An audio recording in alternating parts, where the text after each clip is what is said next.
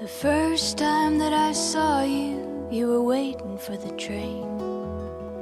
Your body like a shadow slipped away. In a bright display of color, and the tunnel swept me under. And the last thing I remember was your face. Hello and welcome to Tell You What, the podcast, where we talk with young songwriters about songs, the creative process, and the power of music. My name is Mike. We're lucky to have as our guest for this episode, Anna Tivel, an incredibly talented songwriter from Portland, Oregon. Anna put out her fourth full-length album, The Question, on Portland's Fluff and Gravy Records earlier this year. It's a remarkable collection of songs. NPR Music called it one of the most ambitious folk records of 2019. During this past year, Anna also won the Singer-Songwriter Award from the No Depression organization. To say that Anna's lyrics are poetic would be a major understatement. Her use of imagery in the service of her songs, the level of detail, the telling nature of each picture that she paints with her words, song after song, verse after verse, all the way through, it's simply amazing. Anna provides lyrics to all of her songs on her website. I encourage you to peruse them. You can pretty much pick a song at random and you'll be rewarded. I will say that if you have ever tried to write a song, reading her lyrics and listening to her work can perhaps be intimidating, such as the level and consistency of her craft.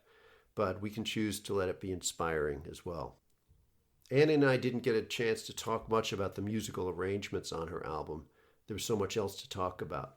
But let me say that while they may seem subtle on first listen, there's an awful lot going on here. Wonderful string arrangements, unexpected percussion sounds, really lovely and at times beautifully surprising music that creates the right scapes for Anna's wonderful words. It's all very well put together.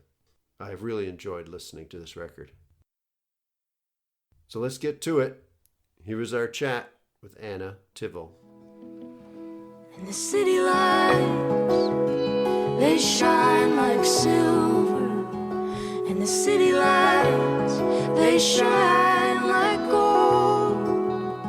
I'm holding out for something better. What it is, I don't know. Okay, Anna, welcome to Tell You What, the podcast. Thanks so much for taking the time to talk with us today. Oh, thank you for having me. I'm in the Tell You What Epiplex here in Evanston, Illinois. You are in Portland. Do I have that correct? Yeah, upstairs in a little garage house. And that is home for you, Portland. Mm-hmm. Yeah. You grew up in the Pacific Northwest. Yeah, I grew up in northern Washington, maybe like an hour from the Canadian border, up in a little town called La Conner. And you grew up in a home where there was music. There was a love of music in your house. Is that right? Yeah, my folks play a little bit. My mom loves like the folk scene that she kind of came up in. She grew up in Philly, heard Joan Baez play and just loved what she was saying, and she got a guitar and learned some songs, and my dad made himself one of those kit banjos sometime as a teenager and learned. I think he really loved like kind of more bluegrass stuff, and yeah, there was always kind of music happening, and But they were not performers in any way? No, not performers, just sort of like a sit around and play tunes sometimes, and we would go hear a lot of music, listen to the radio all the time. So when did you start playing or singing? I played when I was a kid. I started playing violin. My grandpa lived with my family for a while, and he played, and I just totally fell head over heels for the sound of it. Mm-hmm. And I wanted to play, and they were like, you're too little, or we don't want to do it yet. And then finally they said, you know what, yeah, you can do that. And so I played since I was a kid, kind of did like the Suzuki method thing that that's like half ear learning and half kind of reading music, which I'm really glad to have done that now. And the woman that taught everybody in our town would do fiddle in the summers, which is I feel like kind of where I come from musically, where it's just this looser. I probably couldn't read music if you put it in front of me now, but I love like to learn a tune by ear or to try to fit a sound behind what somebody else is playing is really what gets me. But yeah, I did that since I was a kid, and then I didn't write songs or sing in front of anybody for a long time until I was maybe in my mid-20s. Oh, wow. Yeah, after college I started doing that. But at some point you picked up the guitar too.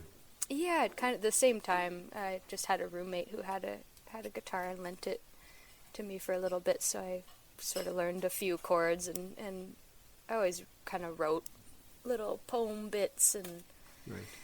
So you went to college with no intention of studying music or being a performer? Yeah, I didn't. I played in the orchestra with the violin for like one moment, and I've just never been good at that situation where it's you know, they just put a sheet of music in front of you and then everyone's supposed to sound the same, and you can't like replace one note with a different note that you're like, I kind of like this note better, or you just mess up, and it doesn't really work like that in an orchestra setting. So what did you study? I went there for nursing, and then that lasted about one semester, and then I ended up getting a Spanish degree with a political science minor. I'm so glad I got to go, and I also just had no idea who I was or what I was doing, or you know, what my heart was pulled toward. Yeah. I think the things that my heart was pulled toward didn't feel like things that you could really do as a job, like music and writing. And if someone had told me when I was 10 or whatever, oh yeah, you could be a folk singer for a living someday, that would have blown my mind. Right. Were you doing any writing or pursuing any creative outlets during this time? Yeah, I remember there was a whole semester of school where I took a linguistics class, and I took a creative writing class, and a poetry class, I feel like. And that, it was the best. I think it was the only time in school where I just wake up so stoked. Right. And I loved working on like the process of writing something and then editing it or reading it to people and figuring out the holes in it. And I think that's the first time that I had like brought writing to anyone, not just like scribbling little poems. You know. Do write poetry now, right? That's part of your process. Yeah, I do. Poetry is the poets that I read and love, I feel like they're doing something so much more intentional. Mm-hmm. And when I feel like it's just writing songs without a melody, to me, where I just like the way words fit together, and I just get into the phrasing of it and stuff, and then because it doesn't have a melody, I'm just like, it's a poem. And then. But this is an interesting question. I mean, a lot of people think about these things differently, that there is a difference between a poem and a song lyric, but you're telling me you think of it as one process, maybe, that ends up in two different places.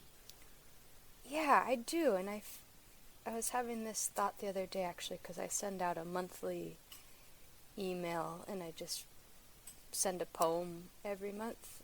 Okay. Just, I don't know, it makes me feel better about bothering people with like, come to the shows, or, you know, like at least offering something creative.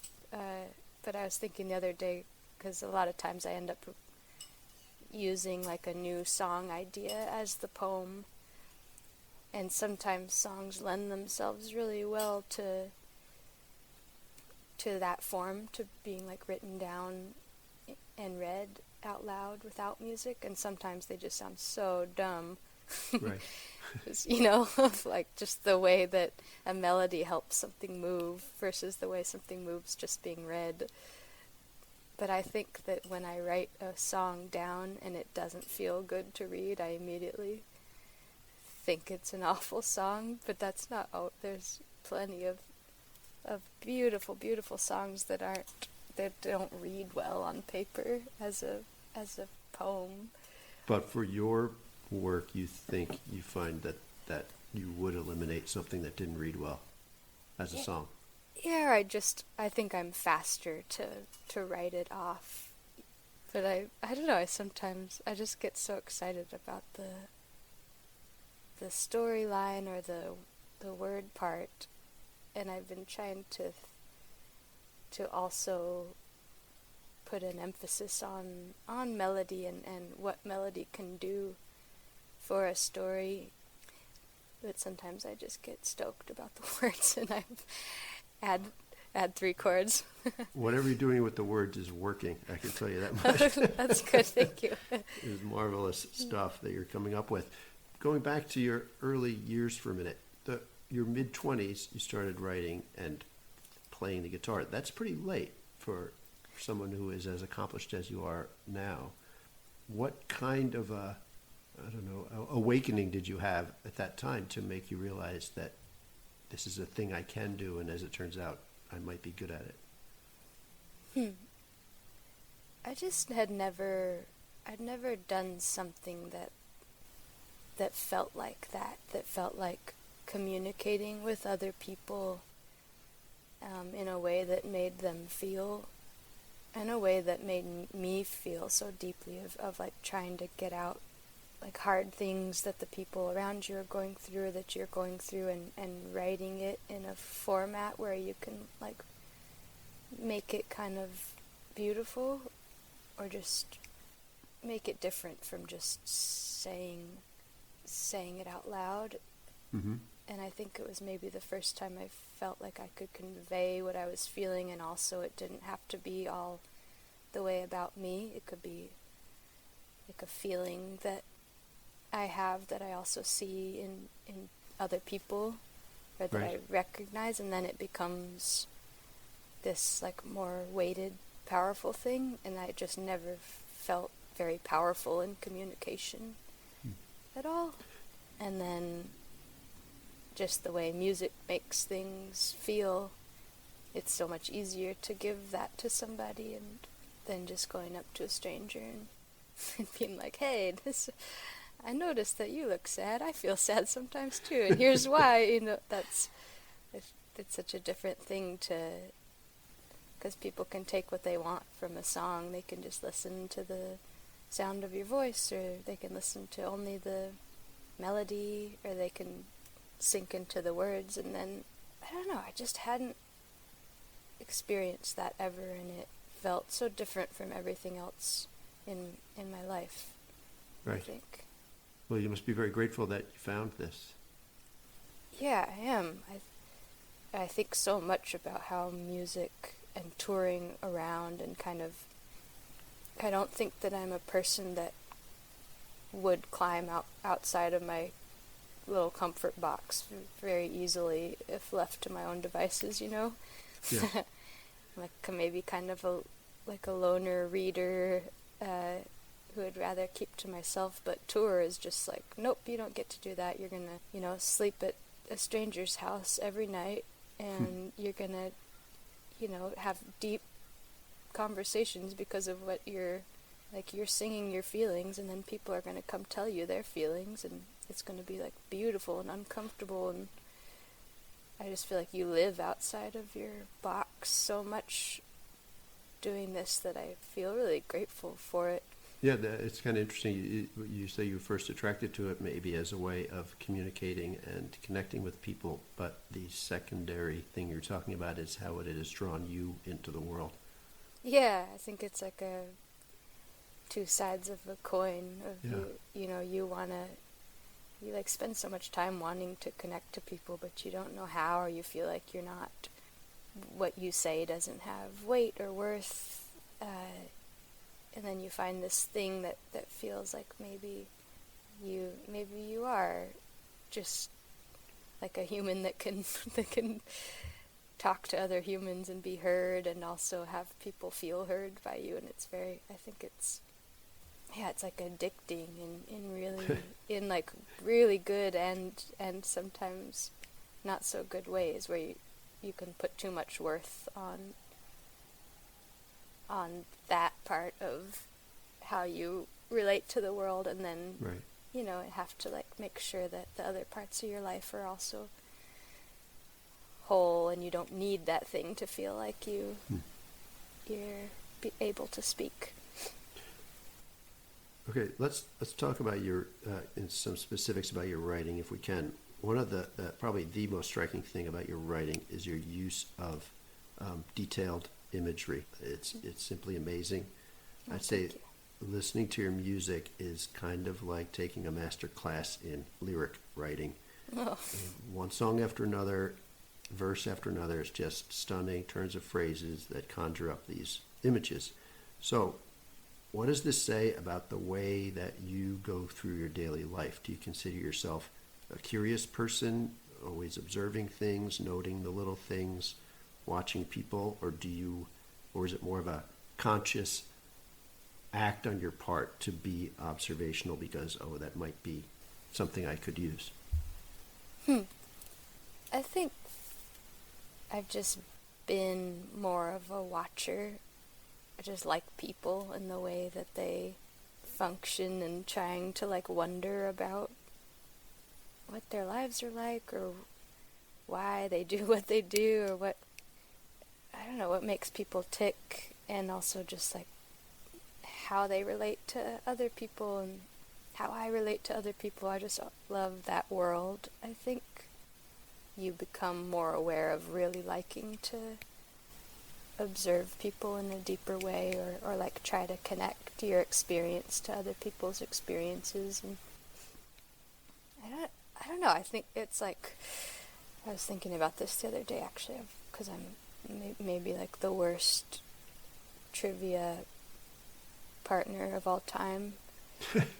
And I think with the way I don't seem to be able to keep like, the date the Cold War began, or the like factoid things in my head, but man, I feel like I can walk into a room and feel if two people aren't like enjoying each other's company, or they're or maybe two people are on a date, or that I just seem to like tune into that stuff a lot more than like concrete. This is how I should feel if my car is making a crazy rattle. Like that kind of information seems to just slide right off of me. Well, maybe there's a bar game out there where you have to guess what other people in the room are feeling or thinking. Please let that be true. So are there any methods you use to become more observant, or to, do you take a lot of notes or things like that? I wish I did more. I think I just try to write stories a lot, maybe just in my head even, or just like collecting characters in your mind. Mm-hmm.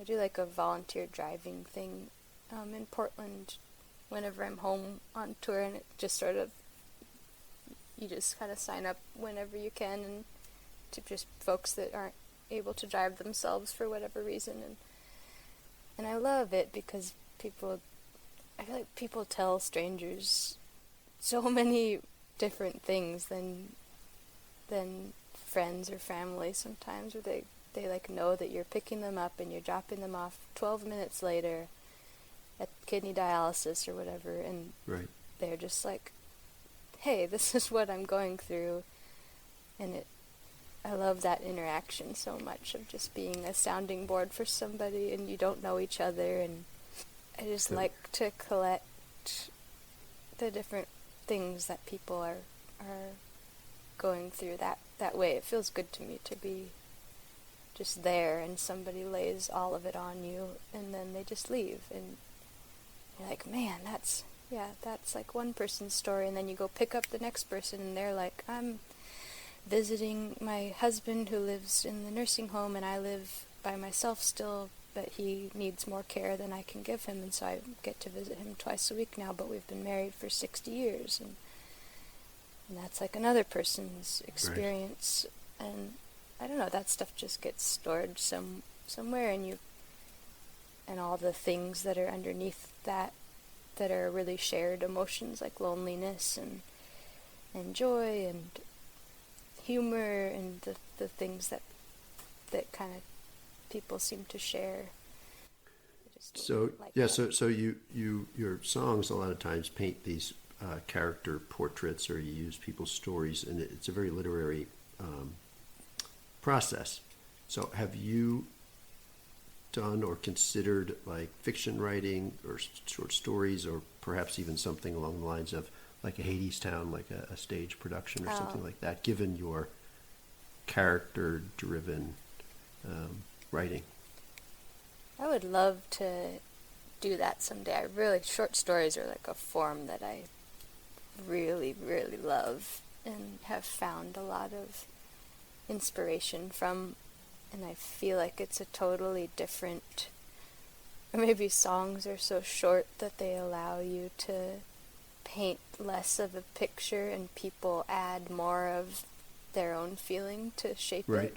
And maybe short stories might require more of a complete picture to help the thing have its legs. Leaving less to the reader's imagination. Yeah, maybe, or just because there's no like music to create a mood, so you can also like share the mood of the image that you're trying to tell with music, but you kind of have to do that with words. Mm-hmm. I just saw Hadestown the other day, and it was I've heard those songs a long, long time ago when she was just doing it on the stage.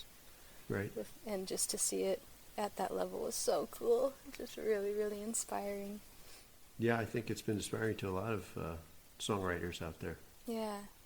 Let's go back to the use of imagery for a second. So when you sit down to write, how does this use of imagery come into your process? So, for example, are you saying, I have this idea or this concept, and I need to like put the furniture in the room here, I need to add the details, and is that a conscious process, or is it just embedded in the way that it comes out of you? Is this just the way you write with all this specific imagery and detail? It might be more embedded. I don't think so much about, I have this story, what images can bring it to life. I think it happens more like I have these images, and then like 3 verses into the song, I'm like, oh, there's this story is trying to climb out of this batch of images. Like I write a lot of songs that don't ever get played, or they're like half done, and they're missing their guts for some reason. But I feel like the songs that frustrate me the most I write just like verse after verse of images that feel a certain way to me, but I never am able to draw out a story so that other people can access those images too. And then it's just like 5 images, but there's no heart to it. But I love the way the words fit together, but it'll just die really fast if I haven't like made it available to other people, kind of. It feels like to me or something. Yeah. I think we might be getting to why your writing works so well, because if you're starting with the images and letting them tell the story to you, right, then that's going to work for the listener, instead of having an idea and trying to find things to fit in there to tell your story. Yeah, like I come back to John Prine a lot because of how he writes and how he tells a story, but he's also so simple, and his songs never feel like he's trying to pull you in any direction. He's just sort of like setting the table, and you see the people so clearly, and because he adds such good images, but it's not flowery. Like sometimes I'm kind of flowery, but I don't feel like his stuff is ever, it's just so straightforward and down home, but the story is so vivid. It's like, I just think that's such a generous way to write, that it's so open-ended, but it's so clear. I don't know, I guess that I aspire always to try to let things be open in that way, and sometimes I can do it, and sometimes I just get excited about words, and I end up writing just like a pile of flowery shit. You know? Well, I think you hit your mark fairly often. Let's talk about a song or two, if we can, off the latest record. Let's start with the title track, The Question, right? Yeah. It's a song about gender identity and related issues, I believe. I think I read that the starting point for this song was something you observed walking down the street, maybe in New York. Yeah. I saw in a window up high, I just saw somebody who maybe looked like a man putting on a wig and makeup, and just like a brief image, and kind of carried that around, and started writing it kind of as a poem in my head, and that was definitely one that, like, I started writing the poem and didn't realize that it was related to, like, what was the heart of the poem for a while, and then when that image crept in and it connected, it felt like, oh, that's the struggle in that image. So you're saying you started writing the poem not even maybe realizing what it was inspired by, having seen this picture? Yeah, and then it kind of became that, and remembering that image, and okay. Yeah, and that song, I always think about this, because there's like one line in that song that kind of lets you know that what it's about. It's forgetting what it is right now. The man who... The neighbors don't... Yeah, the neighbors never mention the woman they see leaving is the man who works the morning shift selling gasoline. But I remember I have this thing about being... Like, I want to be vague enough that people can feel what they feel, but sometimes I am so vague that nobody knows what the heck right you're talking about, and it's the battle between those things. But first it was the woman they see leaving and the man who works the morning shift selling gasoline, and I was like leaving it in my head so that people could understand that was the same person, or they could not. Yeah, and then I remember my boyfriend was like, you should say is, and he's a songwriter as well, and I always like bring things to him and really respect his opinion, and I struggled with it for a while, and now it's like my favorite part of the song, because I feel like every once in a while you do want to just say the thing. Yes. And the Bible in a locked drawer, the past you gave it up for, the hymnal and the comfort in exchange for living free. And lined up with the laundry, your slacks and all your stockings, suit jacket and the soft things you dancing when you dream. And the neighbors never mention the woman they see leaving is the man who works the morning shift selling gasoline.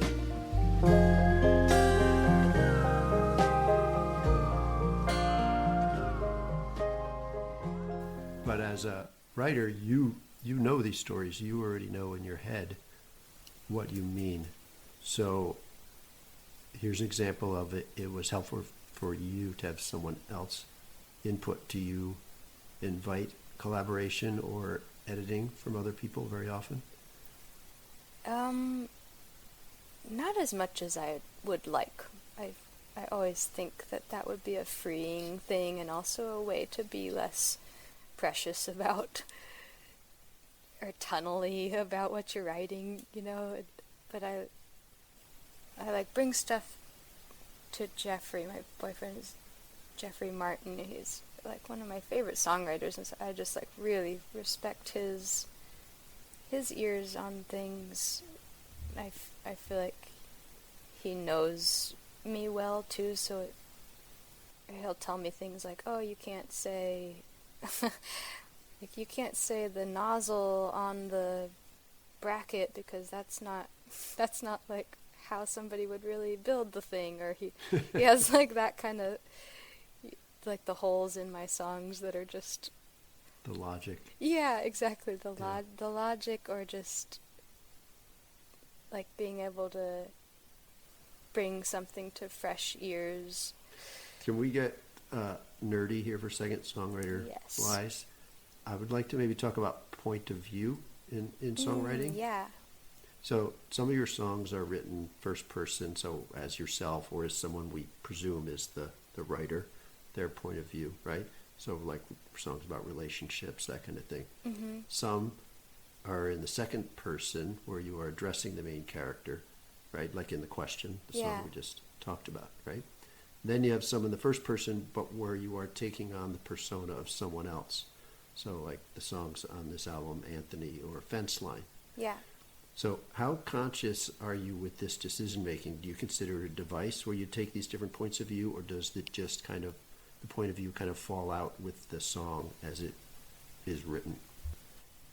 It falls out more often than not, but I try to be aware of it too. I think it generally, in my like songwriter brain, I tend to be drawn to the I voice in a lot of cases because it feels so personal, and it feels like you can add so much more emotion, and if it's in the voice of the person whose story it is, than when you're like an outside observer and you're saying, like, giving the person a name or saying, I saw you doing this. I think I'm drawn to that voice a lot because it feels really up close. But also, I sometimes struggle with it because then you're telling a lot of stories as though they're your own, which is like, you know, a total, I think people understand that, you know, you're not you're not a man delivering packages or, right. But sometimes it can feel like you shouldn't, or it's like overstepping a line or something to take on a story that's really far from your experience. I don't know. Sometimes it feels like it works really well, and sometimes there's like, it's like not yours to hold that closely or something. I think that maybe it's not something you're not supposed to do, but maybe something that is difficult to do as a songwriter. I find this a really hard to pull off well in a song. I've thought about this, and maybe it's because songs are so short. You don't get that many words to kind of give life to the character that you're taking on. Yeah. Right? So I kind of think of people like, well, you say John Prine or Springsteen, Randy Newman. These people are masters of this, right? Taking on characters. But you seem to have the chops for it too. You've done it a couple of times pretty well. So let's talk about Fence Line, right? Here's an example, right?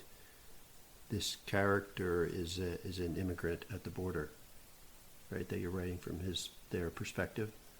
Yeah, I think, and I'm like realizing this as you're saying that maybe it has a lot to do with compassion or like curiosity. I feel like the times when it hasn't worked, when I've tried to step into a story and use an I voice, it's when I don't know how to say what I'm trying to say, but kind of like when you're really feeling for somebody, or you're really curious about their struggle, is when it seems to work better than if it's just, I feel like sometimes there's just stories that feel cool to tell or something, you know, about, Yes. oh, I'm driving along and I'm going to stay at this old motel because my woman left me, and I'm going to drink all the whiskey there is to drink. And like, there's great songs of that, but then that's also just like a cool songwriter song to story to take on. And I think that's when, for me anyway, it doesn't work as well if I'm taking on a story that I don't really have a lot of compassion for, or I'm not sure if compassion is the right word, but I'm not really like trying to feel that struggle of a person who is going through that for real. I don't know if that makes sense. So when the immigrant, the fence line story is one that moved you. Yeah, I heard an interview with a border guard before I wrote that song, and it was a really, really beautiful interview where he was talking about how complex his job is, and he was in charge of this like rickety stretch of fence, and he would go every day and walk this like 2-mile stretch, and he would find wire cutters and holes every single day. And he was just telling a bunch of different stories in the interview about like reasons. He like talks to people. His job is real, and he finds people that are trying to get through and the reasons why they're trying to come here, and they're trying to get across the border and make a different life for whatever reason. It just really, I don't know, it really moved me to hear it on such a individual story level, and I kind of wanted to, it inspired me to write something that was just like one story, not, Yep. And all of my dreaming, a house by a river, a small bit of land for my beautiful wife, something to show for a lifetime of labor and holes in the old fence line.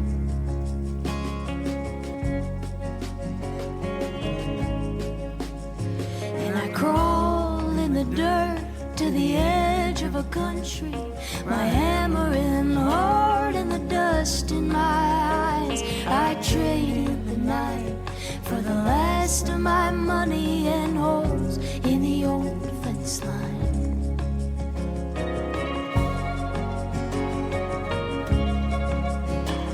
And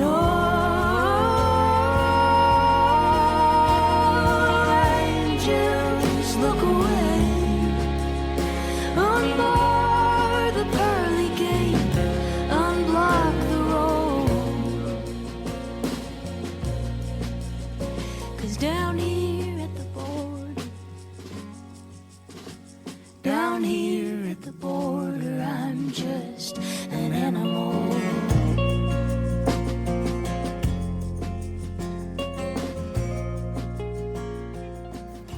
Also, I'd like to discuss the song Velvet Curtain. This is one of my favorites on the record. Oh.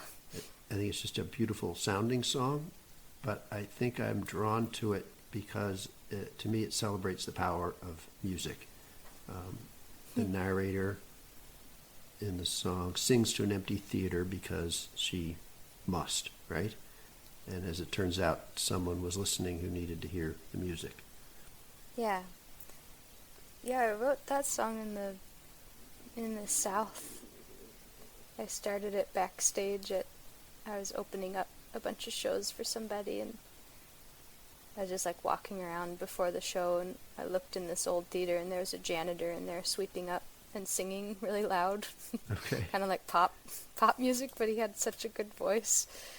And I just was thinking about it all day. I think I was feeling kind of tired on tour, and thinking about like when music is just joyful, or it's just like comforting and nothing else. It's not to sell, and how moving that is. And I don't know, and then I guess I just sort of started writing that image of seeing that guy, and it turned into a story about kind of like hoping that somebody was sitting in the back kind of hiding out in the theater and who maybe couldn't afford to go hear a concert or something, but just like happened upon this person and got to have this very like joyful noise for a little bit. Some brighter world, and I sang to the mezzanine, the gold-plated ceiling, the orchestra spinning, the bright chandelier.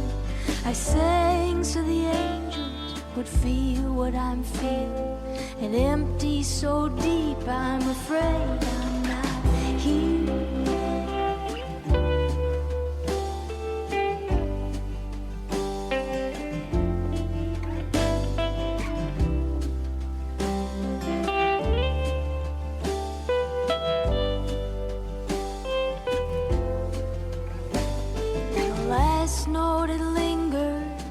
Settled round me, a silence so heavy it cut to the bone, and deep in the shadows the rustle of clapping.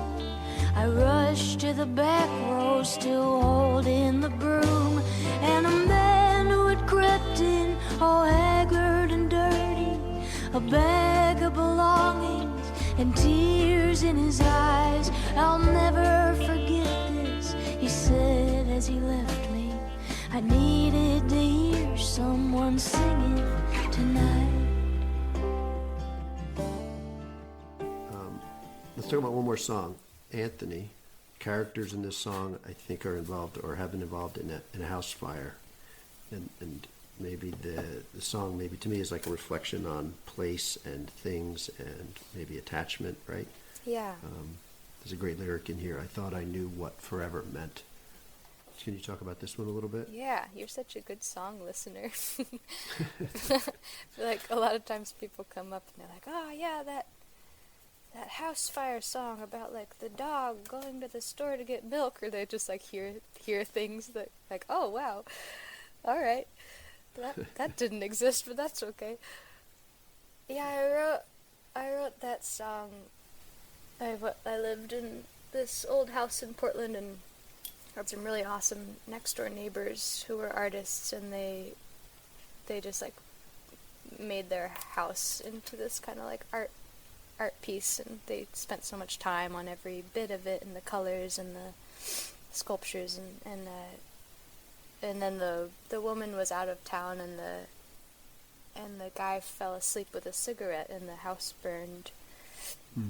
And he passed away in the fire, and oh, wow. It was just a very, I don't know, just sitting out on the curb in the middle of the night and watching their house just burn, and then going in a little bit later and seeing all the work they'd put into it and just everything they'd built together kind of taken down. And then she built it back. I'm not sure if she still lives there, but that she spent a long time kind of building it back the way it was. And I don't know, I tried to write a story for them or a song for them a couple different ways that didn't come out in a way that felt good, and that one kind of was just based on that, and based on thinking about how fast things can not be permanent, how fast things can go away, and how hard that is to build something or build a relationship and then just lose somebody or lose a place. A crash in the hallway, the photographs falling, the shattering glass like rain coming down. The one of you standing, your hands in your pockets, the look on your face obscured by the sun. And Anthony, I'm afraid, alone in the building, the billowing flame, and I lost my mind, I guess. I thought I knew what forever meant. Okay, your songs are, and I searched for a word here, but I don't have a good one, for lack of a better term, quiet, right? The arrangements, right? Yeah, totally. The arrangements are generally understated, right? So they're beautiful, but I think understated could be a word I would use here. Do you think there's a power in telling your songs and stories quietly and gently instead of sometimes ramping it up and delivering it more forcefully? Yeah, I do, and also it's just the tools that I have, like I have a really Right. darn quiet voice, and sometimes I would love to be able to just make a big noise, but that's not like what my throat will do. So I think it's a mixture of the two, and I also love there to be enough space for the words to like be the main focus of the song, and there's not like a screaming electric guitar solo while the words are happening. I think I like the story to kind of sit on a landscape of sounds is maybe my favorite way to convey a song. Right. Okay, we're going to finish up in a minute here, but I have to ask you something important. Okay. I think I noticed, it's really important, Oh, God. in your Kickstarter description, there was something about postcards from the road. Oh yeah, Are you a postcard writer? I do really like writing them. I've done that a couple times for Kickstarters, and I started out where I really wanted to write letters. I love writing letters. It's hard to get myself to do, and it's hard to get anyone else to do, but Right. I just like the intention it takes to, it's a lot longer than a text message, and you can pour a lot more yourself into a letter, and it just feels really special now too. But I think the first time I did it for a Kickstarter, I was like, I'm gonna write 8-page letters to whoever, and then that's if you're writing 7 8-page letters once a month, that ends up being more than you have time to do on tour. But so it ended up being postcards, which I really have liked. Yeah. We had a songwriter on here, Carson McCone, and we were talking yeah. about writing and writing on the road, and she said that if she's writing in her journal on the road, it's the car smells and I'm tired over and over again. So she started writing postcards to people, and it kind of forced her to be more observant and more creative, and it turned out to be a great tool for her. Oh, that's great. I just started being pen pals with a friend of mine in California, and she just has this like wild, free mind and the things that she sees in the world, and she's got this little daughter right now who's like 3, I think, and the things that she's like wondering about what her daughter sees, and it's been so fun to I do feel like writing it down makes you like sift through the things that you see and name them in a way that's really helpful. Yeah. So my wife and I, after hearing Carson talk about that, we do a lot of long road trips. We decided that this was a good idea. So we've started writing postcards randomly to unsuspecting people in our lives from the road. So Oh, I love that. we're trying to bring the postcard back, and I want you on the team. Great, I'm on the team. Actually, I just got recently, like 3 days ago, a post office box because I wanted to have a place where people could send a letter and I could write back. I just added it to my website and stuff. That's a great idea. You will be receiving postcards from us. Great. Post office Okay. box. Well, they will be returned. We'll put that up on the website if you want, the P.O. box. Oh, great. And- Okay. I encourage postcards. That is the format I'm going for. Okay. Because it's easy and quick, and Everybody can. other people can see it, maybe who's not intended to, and maybe they'll Yeah. get something out of it, right? I always wonder how often people, or like if you were the mail delivery person, I think it would always be fun to read people's postcards. Yes. Well, that's great. Anna, thanks so much for taking the time. This has been a great conversation. Well, thank you. This was such a treat to talk with you. There is another album maybe coming sometime soon? Yeah, I'm going into the studio in February to work on a new one with the same folks that I did the last one with. I'm very excited about that.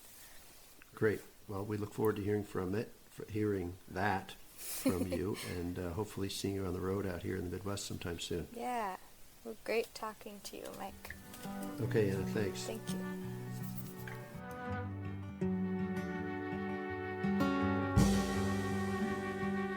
I used to be a waste of time, an empty bottle lying down, a trapdoor with the latches gone, hanging by a hinge.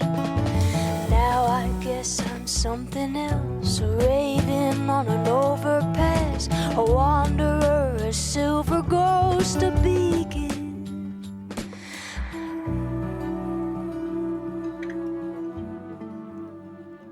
Thanks so much for listening. Hope you enjoyed our chat with Anna Tivel.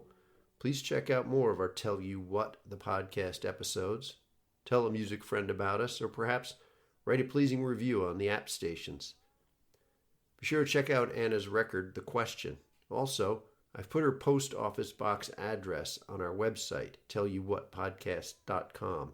So send Anna a postcard. Tell her what you think or what's on your mind. Maybe you'll get one back. Join the postcard revolution with us. We've got some great guests lined up for the next few episodes, so pay attention out there. And until next time, remember, music is the best.